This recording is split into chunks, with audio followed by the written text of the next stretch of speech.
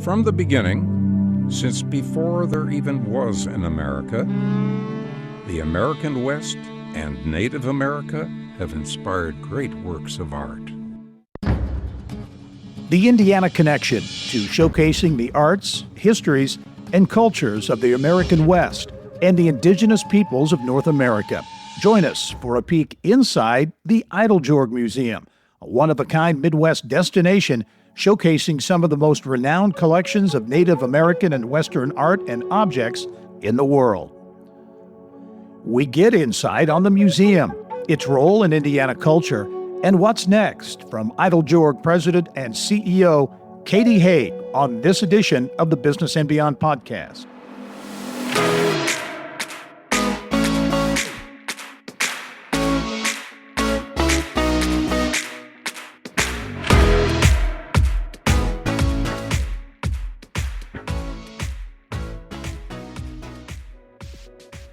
Indiana.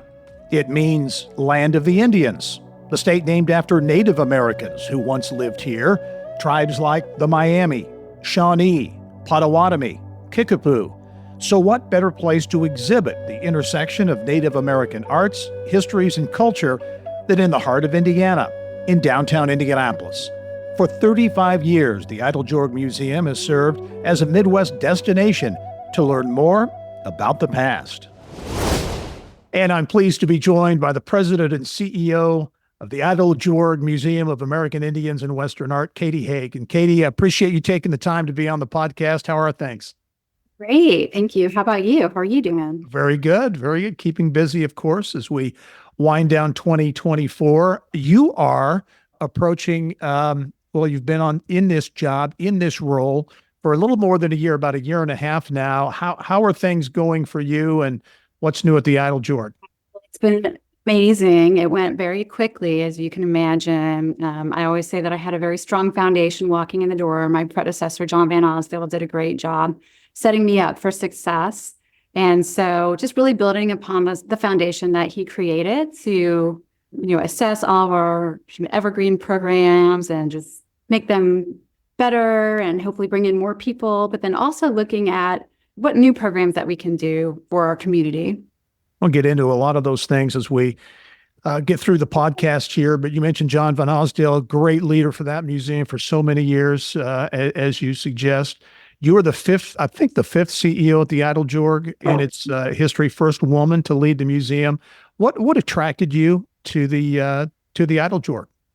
Wow. When I came to Indy about 18 years ago, it was one of the first museums that I visited with my kids, and I fell in love with it at that time. And over the years, while I was at the IMA at Newfields, I was able to work closely with their staff and knew John and knew their incredible collection. So when I learned that he was retiring and they reached out to me, it was kind of a no-brainer. Talk about the Eiteljorg. I mean, a very well-known cultural asset for Indianapolis. But for those who may not know about what the Eiteljorg is all about, 35 years it's been there, White River State Park. Give us the thumbnail description of the Eiteljorg Museum and what it's all about. Sure. So our mission is to explore the intersection of the arts, histories, and cultures of the past and present by sharing the diverse stories of the American West and the indigenous peoples of North America. So what does that mean? It means that we exhibit Western art and Native American art and First Nations art, artists in Canada. And then we're one of two museums who have this focus east of the Mississippi. So we're very unique in the region. And that's our opportunity, is to really own those stories and make sure that we are being authentic in the stories that we're telling. We work very closely with Native American Advisory Council and the artists that we represent to make sure that they are the authors of their own stories. And so that's really one of the things that makes us unique. And you talk about the significance of the museum. It's one of the largest collection of contemporary Native art in the world, right? So it really is a unique museum. It is. Thank you. That's something that not everyone's aware of. So since 1999, we have had this contemporary fellowship program where we've given out 5 awards every other year to Native and First Nations artists. That's a cash award. We acquire something from each of them. We do an exhibition and a catalog. And we've been doing that since 1999. We've had over 64 fellows. And the artists, they know about this, but the contemporary art world nationally does not know about it. But that's how we've been able to amass this incredible collection. And so it's definitely something with my history and background in contemporary art, just that I want to highlight for this organization and make sure that we spread the word. How does because Indiana has a history, strong history with Native Americans, indigenous people, tribes, Miami, Shawnee, Potawatomi. Does that play into the museum at all?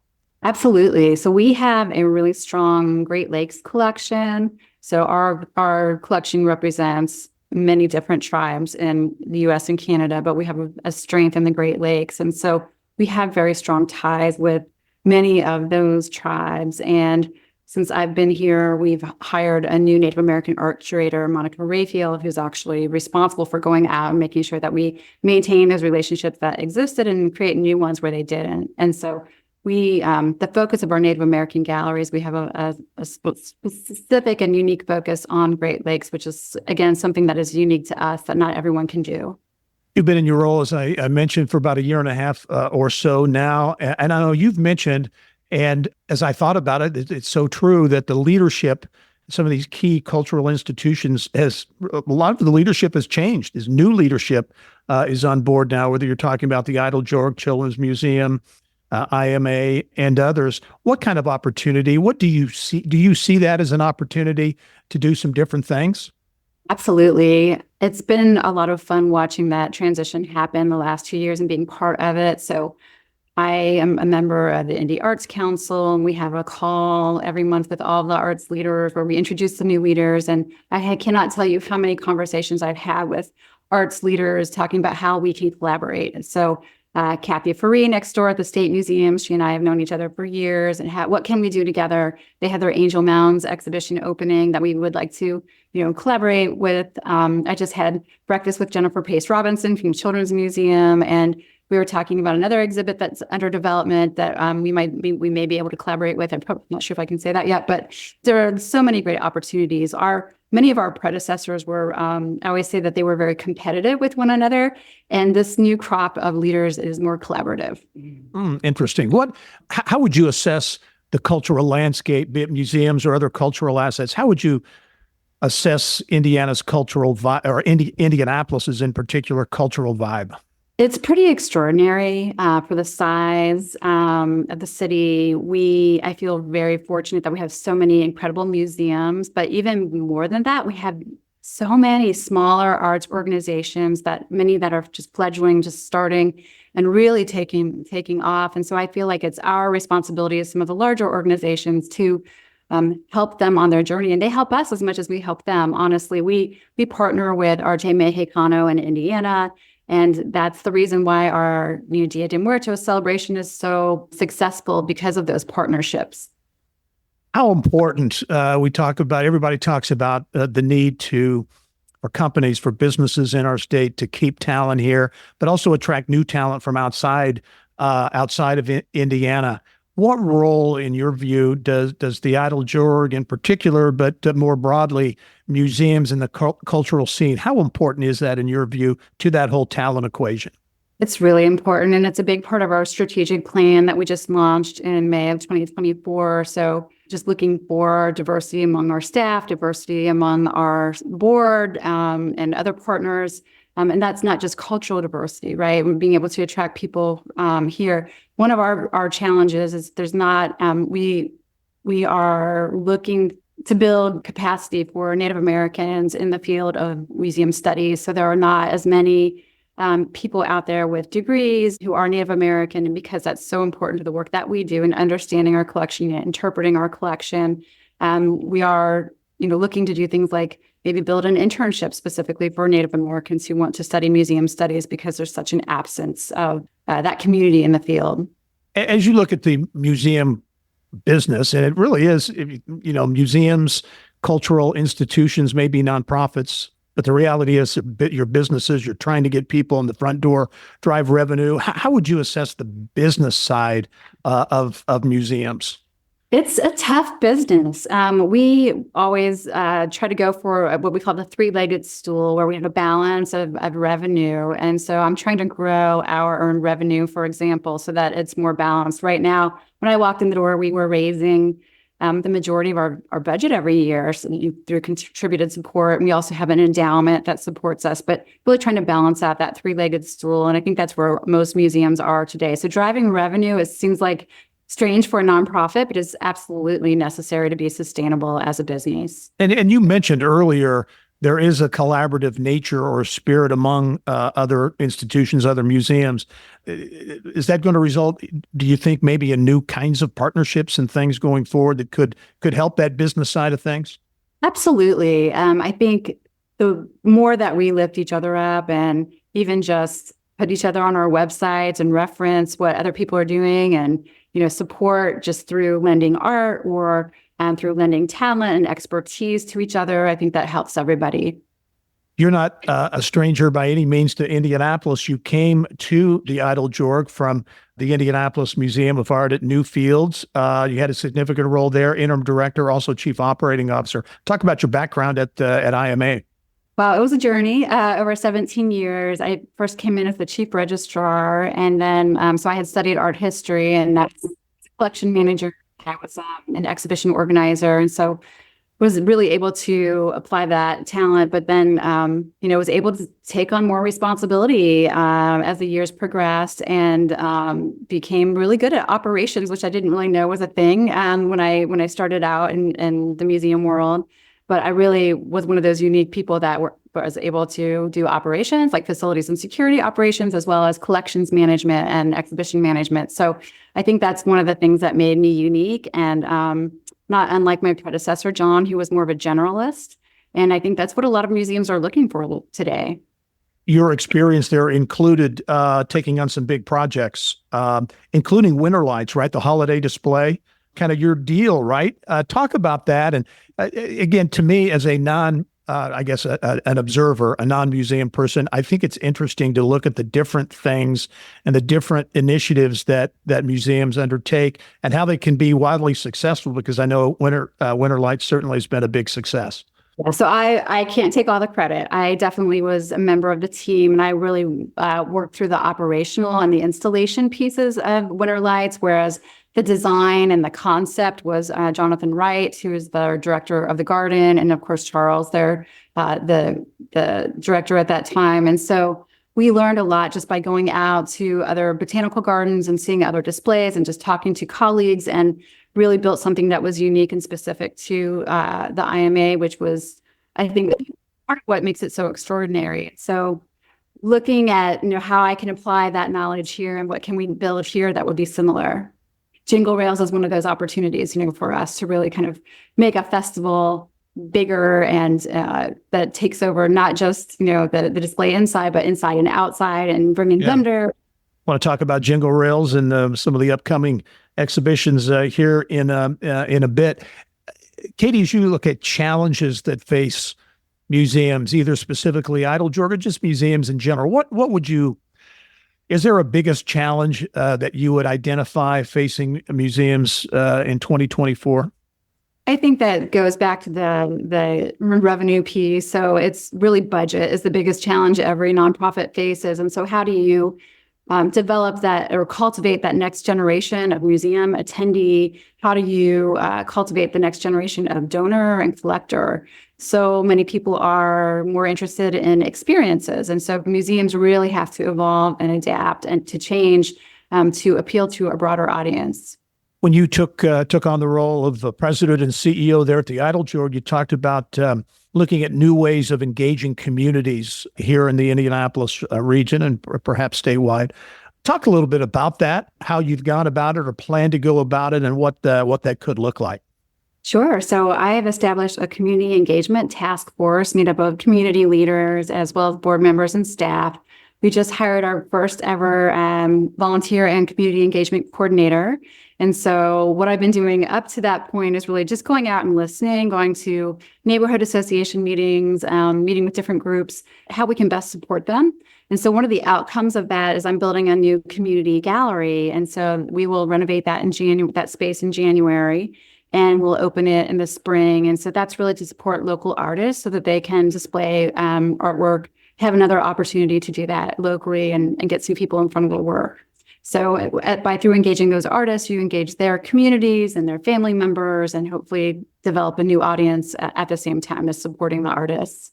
Yeah, the Eiteljorg really has a significant presence on the canal there. I think it's 7 acres, so a big chunk of land there at White River State Park. Talk about being at White River State Park with the zoo and the other amenities that are there. And I've been around long enough, I can remember when there wasn't anything there, and the Eiteljorg, I can't remember. I think the Eiteljorg was first or second. I can't remember. The IMA or the State Museum was there too, but that has transformed into something that is very distinctive for Indianapolis. How important is being, part of that overall property at White River State Park? So it's such a great opportunity for us as the city is doing such a great job bringing in so many conventions and tourists. We learned through some of our data and research that about 46% of our visitors are from out of town. And so that really helps us to refine our marketing efforts. But we have such an incredible group of people, of leaders down here in the White River State Park, and we meet quarterly and lift each other up and collaborate and cross-promote and market. So that's a great opportunity for us. But we also have some incredible spaces that we really need to leverage more. I think as I look at our front lawn and our Dahan Terrace in the back, and how can we activate these spaces and maybe change our hours in terms of being more accessible to our community. It's just an opportunity, so many opportunities to leverage. So for me, it's just figuring out what my priorities are. Yeah. Well, I think from a business standpoint, I think about what the new Elanco corporate campus along the White River will mean to that whole area, including White River State Park. Any thoughts on that? Is that part of discussions as you look at what the Elanco campus being there and having a lot of corporate people, a lot of it's really going to change the look and feel of that side of the river, and I think probably White River State Park as well. Absolutely. So I've been a part of those discussions for the White River State Park Commission meetings, and it is very exciting to us because that's immediate access to a new audience, especially on the west side of the city, but then also people who are going to enjoy the White River, right, on all the amenities that will be provided. So that's exciting to us. There's a lot of development going on downtown that I think will draw more people to the city from the outer kind of Marin counties as well.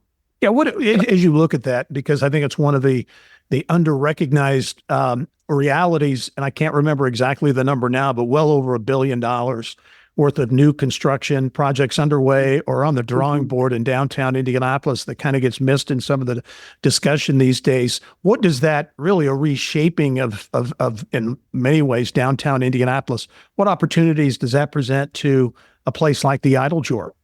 So I'm particularly excited about, Old City Hall renovation as well as the Circle Center Mall. I think that will, again, drive more people from outside of Indy here. I think there is a stigma that it's not safe to be downtown. And I just moved downtown myself a year ago, and I love it. And I walk everywhere. I walk to work. So bringing more people in who are like me, an empty nester, we're seeing more population coming down and actually living here and as residents. And I think that will really help us significantly with just, attendance and just, again, expanding that audience. Much more ahead with Kathryn Haigh, the president and CEO at the Eiteljorg Museum. We'll get to know her a little bit better, talk about her path to her current role, and also some of the big upcoming events at the museum. That's when the Business and Beyond podcast returns.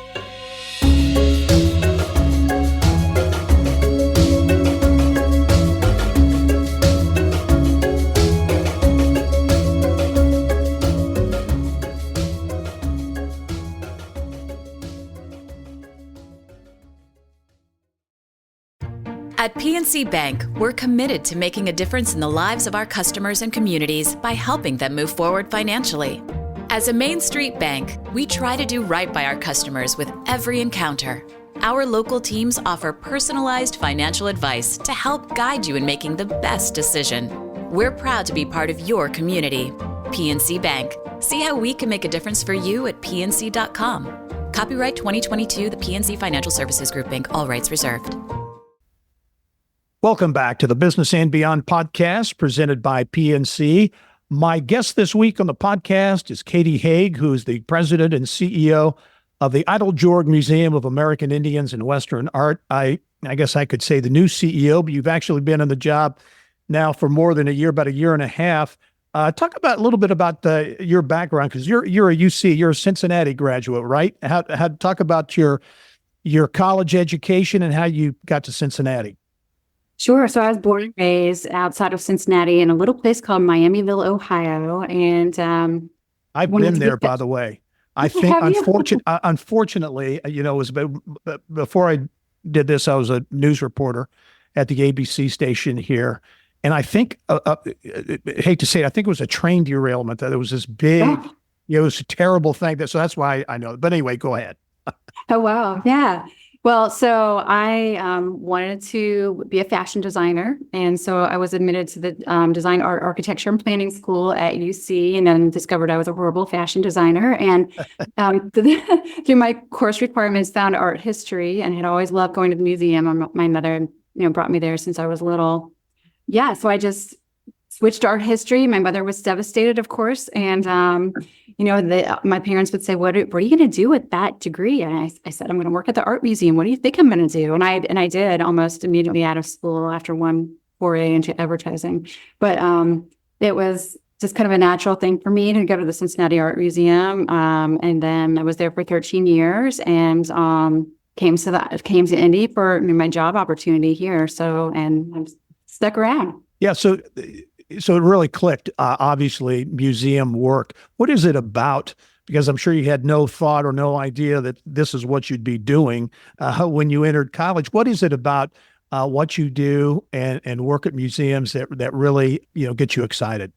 I think initially it was really about caring for the works in the collection and making sure that they are preserved for future generations so that we can continue to tell those stories and learn from our past, because art history provides such a wonderful window into kind of everything social, economic, religious that's been happening in the history of the world. So as an exhibition organizer, I got to travel quite a bit. So I was traveling to all these exotic places and going to, see collections and taking exhibitions. And so that was also very attractive to me until I had children. And then really as an administrator, one of my favorite things is just mentoring the next generation in museums and, watching all of them kind of, all of my former interns and employees just, rise up within organizations and do wonderful, great things. So it's fun to watch. So what got you to Indianapolis? What opportunity brought you here? So it was the chief registrar position at the IMA, and then with the promise to be a deputy director shortly thereafter, which I did do in about 3 years. So I saw some progression and opportunity for advancement. And the collection is fantastic. I don't have to tell anybody that, the IMA, but they also had the historic home, the Riley House, and then they were getting ready to acquire the Miller House down in Columbus. So and we were building the nature park, the Fairbanks Park. So that there was so much opportunity to expand my skill set and experience by coming to the IMA. What did you know about it? Did you know much about Indianapolis before you took the job here, or what were your thoughts as a Cincinnati area person? So I had friends who had come to med school here and who went to IU. And so that was my experience really, and at Purdue. So I'd partied in Indiana. But, it wasn't so different for me from Cincinnati, a really good place, in the Midwest, a good place to raise my kids, not too far from home. But my mom was still in Cincinnati, so I could make it home if I needed to, and just seemed to work out, really well. As you look at some of the upcoming exhibitions, things happening at the museum, I know you're excited about one that is, I think, something new, right, in terms of an upcoming exhibition. That's right. So when I arrived 17 months ago, we didn't have an exhibition for this fall scheduled. So I was able to find an exhibition called Preston Singletary, Raven in a Box of Daylight. And this is an immersive, multi-sensory exhibition with projections and gorgeous glass artwork by the artist Preston Singletary. He's a contemporary Tlingit artist from Alaska, and he studied under Dale Chihuly, and who was a famous, glass artist. And he tells the Tlingit story of the raven, who was a trickster and a shapeshifter who makes his way into this person's home who holds the box of daylight and releases it and creates the world as we know it today. So it's this beautiful exhibition just by itself, but then you add kind of all the moody audio and immersion. It's really extraordinary. That's got to be, I would assume, key to any exhibition is that the audio, the visual, the sensory effects there that, maybe 10 or 20 years ago wasn't much of maybe as much of an important thing. But now is that perhaps one of the big things when you consider what you're doing? It's not the only thing. It's something new for us, but we are also looking, we're building our exhibition calendar for the future just to bring in things that people haven't seen here before. And so I keep saying, if I have to do Ansel Adams again, then I know I have failed. I love Ansel Adams personally, and people love his work, but we've already done 2 of those shows. And so I'm trying to bring in something new so that we can just offer an experience that people haven't had in Indiana. Something that is not new, but continues to be very popular is jingle rails. And I know that's on the docket as well. Talk about that engagement and how important it is, and maybe anything that might be new this year. Sure. So we have a Jingle Rails task force that's been helping us to really re-envision what Jingle Rails could be for us in the future. So this year, every year we try to add a new building. So for those of you who aren't familiar with Jingle Rails, it's the Great Western Adventure. And so it's a G-scale model train experience. It starts right here at Union Station and takes you through model buildings that are all made from natural materials through Indiana and out to the West. And so the building that we always like to highlight, great architecture and significant buildings on the Indiana skyline. So we are adding the Madam Walker Theater this year, which I'm really excited about. It's in process right now. I haven't even seen the photos, so it will be an unveiling in here just in a couple of weeks. And so we're doing that, but we're also doing a lot of family-oriented activities that are new. So things for our visitors to do. We have a stuffy sleepover, so kids can drop off their stuffed animals and they can have a night at the museum. And so there's a lot of new programmatic things that we're adding as well. Katie, as you look at the next 5 years, 5 to 10 years, as you envision what you would like the Eiteljorg to be and how it might look, 5 to 10 years down the road, what's that picture look like in your mind?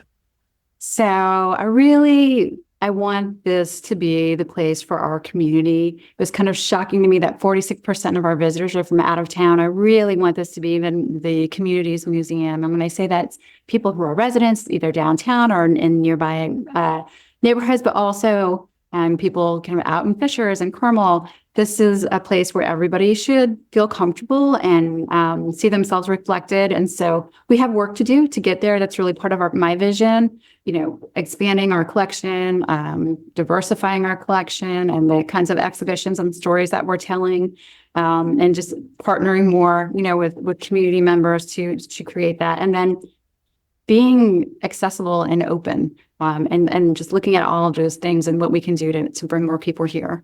Kathryn Haigh is the president and CEO of the Eiteljorg Museum here in Indianapolis. Katie, it's been great of you to take time to be on the podcast. You're leading a really important institution in our city and our state. So good luck to you, and I look forward to seeing you at the museum hopefully soon. Great. Thank you, Gary. All right. And thank you for listening to this edition of the Business and Beyond podcast. We are a weekly podcast focused on business, sports, entertainment, and beyond. You can download all of our episodes and get Indiana business news 24/7. All you have to do is go to InsideIndianaBusiness.com. I'm Gary Dick. Thanks for joining us. We'll see you next time.